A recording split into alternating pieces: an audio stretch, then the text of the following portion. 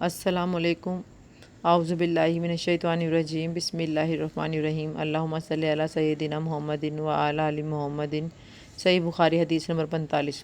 ایک یہودی نے حضرت عمر بن خطاب رضی اللہ عنہ سے کہا کہ اے امیر المومنین، تمہاری کتاب قرآن میں ایک آیت ہے جسے تم پڑھتے ہو، اگر وہ ہم یہودیوں پر نازل ہوتی تو ہم اس کے نزول کے دن کو یوم عید بنا لیتے۔ آپ رضی اللہ عنہ نے پوچھا، وہ کون سی آیت ہے؟ اس نے جواب دیا، سورۃ المائدہ کی یہ آیت کہ آج میں نے تمہارے دین کو مکمل کر دیا اور اپنی نعمت تم پر تمام کر دی اور تمہارے لیے دین اسلام پسند کیا۔ حضرت عمر بن خطاب رضی اللہ عنہ نے فرمایا کہ ہم اس دن اور اس مقام کو خوب جانتے ہیں۔